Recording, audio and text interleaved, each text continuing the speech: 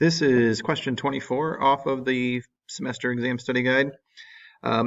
We have this picture down here that has several triangles in it, some of which are overlapping. And it says, given that the distance from K to R is less than the distance from J to S, complete the comparison between the measure of angle KJR, so that would be this angle here, and the measure of angle SRJ, which would be this angle here. And in order to do this question, what we really need to do is we kind of need to look at the two overlapping triangles that we see in this picture.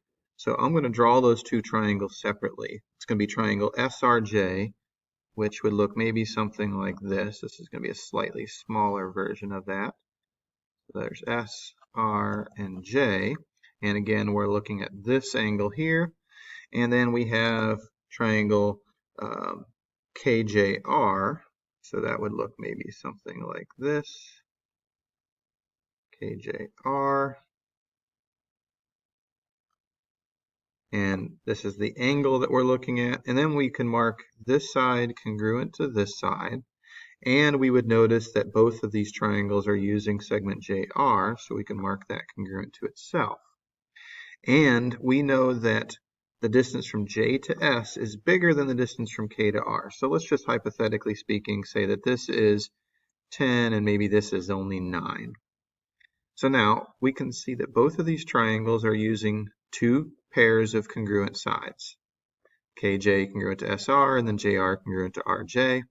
So that means we could use the hinge theorem to compare either the third sides, or we can compare the angles between these two pairs of congruent sides. And that's what we're looking at here, because we know that this third side on this triangle is shorter than this third side over here. And since this side is shorter, it means that this angle is smaller than this one.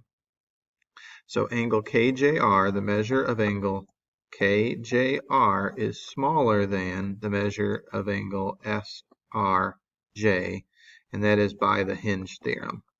By the hinge theorem.